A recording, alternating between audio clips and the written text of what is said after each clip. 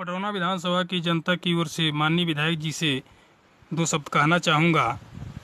बाढ़ से क्षेत्र डूब गईल का देखऊँ नाही आएब, बाढ़ से क्षेत्र डूब गईल का देखऊँ नाही आएब।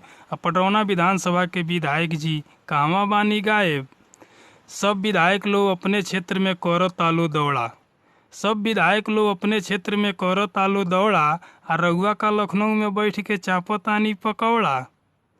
सब विधायक लोग अपने क्षेत्र में करो तालो दौड़ा, आ रउआ का लखनऊ में बैठ के चापतानी पकौड़ा। चुनाव के बेरा आई तो घर घर रउआ धायब, चुनाव के बेरा आई तो घर घर रउआ धायब।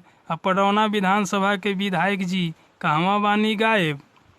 गन्ना ढहल केला ढहल धनवो कुछु सड़ल बा, गन्ना ढहल केला ढहल धनवो कुछु सड़ल बा।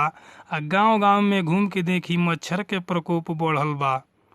अपने तो एसी में सूती मच्छरदनियों ना बटवाएब, अपने तो एसी में सूती मच्छरदनियों ना बटवाएब। पटरौना विधानसभा के विधायक जी कहवा बानी गायब।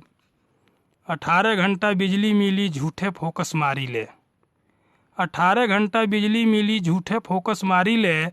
काम एको होते नइखे माइकवे में खाली झारी ले। जनता सब जान गइल बा केतनो रउआ भुलियाएब, जनता अब जान गइल बा केतनो रउआ भुलियाएब। पटरौना विधानसभा के विधायक जी कहवा बानी गायब।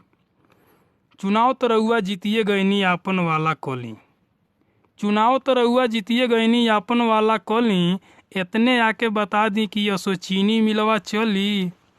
कहेल बालेश्वर गुरु तनिको मत खिसियाएब, कहेल बालेश्वर गुरु तनिको मत खिसियाएब। पटरौना विधानसभा के विधायक जी कहवा बानी गायब।